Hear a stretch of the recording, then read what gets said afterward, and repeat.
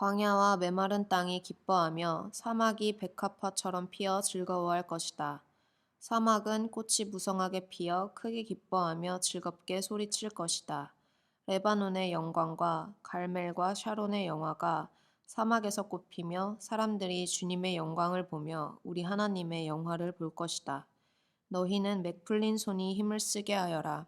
떨리는 무릎을 굳세게 하여라. 두려워하는 사람을 격려하여라. 굳세어라. 두려워하지 말아라. 너희의 하나님께서 복수하러 오신다. 하나님께서 보복하러 오신다. 너희를 구원하여 주신다 하고 말하여라.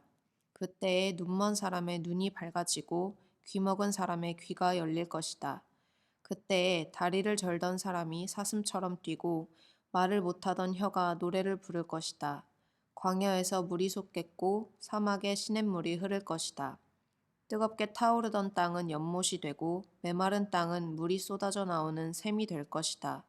승냥이 떼가 뒹굴며 살던 곳에는 풀 대신에 갈대와 왕골이 날 것이다. 거기에는 큰 길이 생길 것이니 그것을 거룩한 길이라고 부를 것이다. 깨끗하지 못한 자는 그리로 다닐 수 없다. 그 길은 오직 그리로 다닐 수 있는 사람들의 것이다. 악한 사람은 그 길로 다닐 수 없고 어리석은 사람은 그 길에서 서성거리지도 못할 것이다. 거기에는 사자가 없고 사나운 짐승도 그리로 지나다니지 않을 것이다. 그 길에는 그런 짐승들은 없을 것이다. 오직 구원받은 사람만이 그 길을 따라 고향으로 갈 것이다. 주님께 속량받은 사람들이 예루살렘으로 돌아올 것이다. 그들이 기뻐 노래하며 시온에 이를 것이다. 기쁨이 그들에게 영원히 머물고 즐거움과 기쁨이 넘칠 것이니 슬픔과 탄식이 사라질 것이다. 울타리가 있습니다. 울타리. 울타리는 한 공간과 다른 공간을 나누는 것입니다. 그렇지만 벽과는 다릅니다. 우리는 울타리 너머의 공간을 볼 수 있습니다. 막혀 있지 않기 때문이죠. 사람들은 울타리를 넘어갈 수 있기는 하지만 보통 누군가의 허락을 받아서 문을 통해 넘거나 아니면 꽤나 수고로운 노력을 하고 나서야 넘어갈 수 있습니다. 저는 이 울타리를 가지고 우리가 살고 있는 사회를 한번 바라보고 싶습니다. 저는 우리가 모두 어떤 울타리 안에 살고 있거나 혹은 어떤 울타리 밖에 살고 있다고 생각합니다. 예를 들어서 이런 것이죠. 제가 어렸을 적에 막 재미나게 놀고 싶어 할 때 말이죠. 가끔씩 그 친구들과 약속을 잡게 되면 때때로 강남에서 만나는 일이 있었는데요. 저는 이상하게 강남에서 만나는 것을 좀 불편해했습니다. 뭔가 그 동네는 좀 잘 살고 세련되고 돈이 많아야 할 것 같은 그런 다소 나하고는 어울리지 않는 동네 같았거든요. 물론 종종 강남에서 사람들을 만났지만 제가 익숙한 동네만큼 편하지는 않았습니다.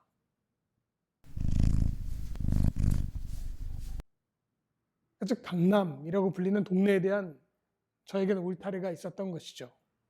저는 울타리 안의 사람이 아니었습니다. 다만 거기에 대해서 볼 수 있고 들을 수 있죠. 지금도 우리나라의 많은 사람들은 이 땅값 비싼 동네를 울타리 쳐서 거기는 무언가 돈이 많고 사치스럽고 그리고 고급스러운 듯한 이미지를 주게 됩니다. 물론 그 울타리 안으로 들어가고 싶어 하기도 합니다. 그리고 이런 울타리는 수도권과 비수도권 지역에도 처 있고요. 광역시와 중소도시, 도시와 농어촌 사이에도 놓여 있습니다.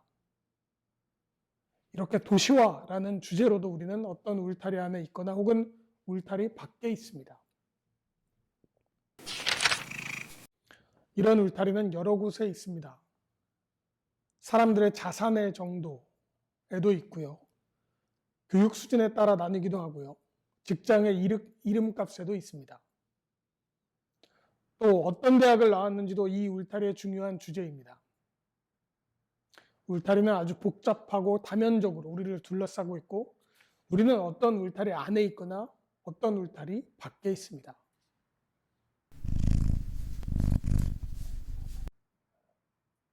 그리고 사람들은 대체로 자기가 속하지 못한 울타리 안쪽을 바라보며 살아갑니다. 이게 중요한 점이라고 생각해요. 우리가 아직 들어가지 못한 울타리 안에 대해서 관심 있어 하고 그 울타리 안으로 들어가기 위해 노력합니다. 거기가 더 안전하고 거기가 더 비싸고 거기가 더 매력 있어 보이기 때문입니다. 내가 있는 것보다 바깥쪽은 뭐 바깥쪽도 필요하죠. 그래야 내가 어느 정도 안쪽에 있다라고 하는 상대적인 행복감을 느낄 수도 있으니까요. 그러나 우리 대부분의 관심은 내가 속하지 못한 울타리 안쪽에 있습니다. 사람들은 더 작은 울타리 안쪽을 바라보며 살아갑니다.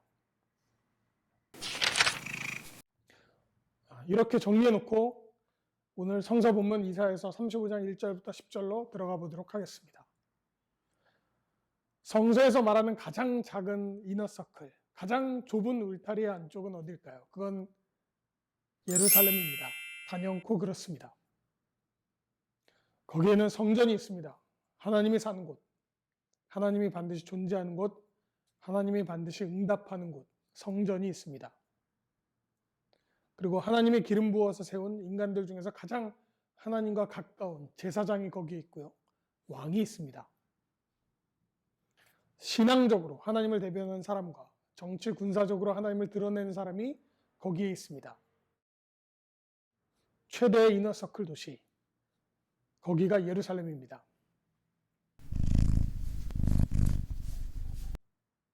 그런데 이 도시가 무너졌습니다.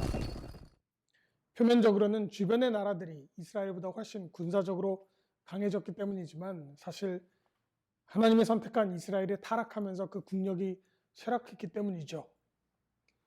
이스라엘의 수도 예루살렘은 처참하게 정복되었습니다.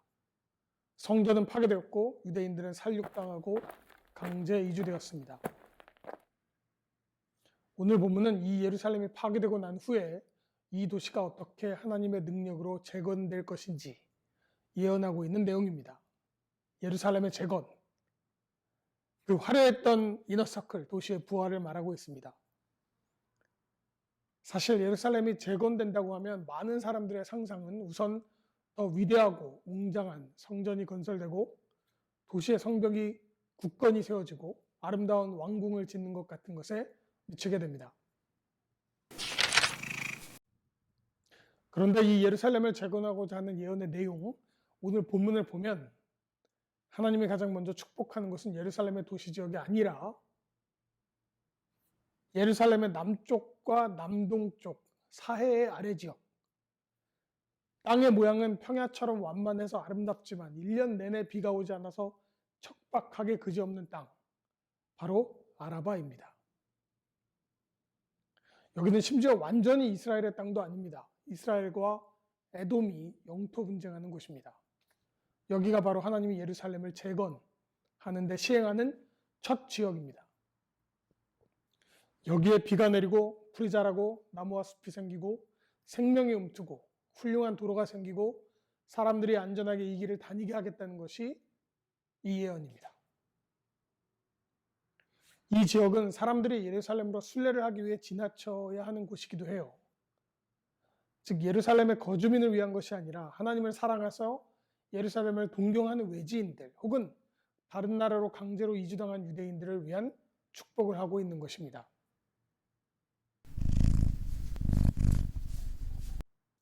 하나님이 예루살렘 밖을 바라보고 있습니다. 예루살렘이라고 하는 위대한 도시의 안이 아니라 그 밖에서 척박한 곳에서 살아간 이들, 하나님의 성전에서 멀리 떨어진 이들, 그들을 바라보고 있습니다. 성전을 위대하게 세우는 것이 첫째가 아니라 이 성전을 향하여 하나님을 만나고자 보고 싶어하는 이 바깥을 바라보고 있습니다. 울타리 밖을 말입니다. 하나님의 나라 밖에 있었던 사람들, 즉 척박한 지역에 있었던 사람들을 말입니다.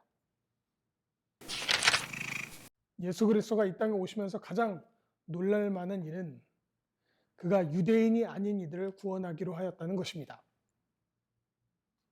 울타리 밖의 사람들을 울타리 안으로 끌어들인 것입니다.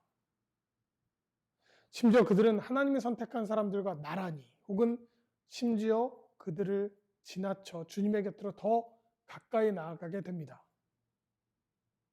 우리가 그 은혜로 주님에게 온 사람들입니다. 주님은 지금도 바깥을 바라보고 있을지 모릅니다. 우리의 시선은 안쪽을 바라보고 있지만 말입니다.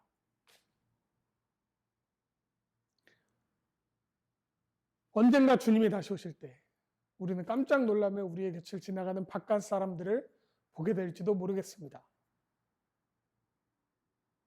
그때 우리는 어색해하지 말아야 될 것입니다.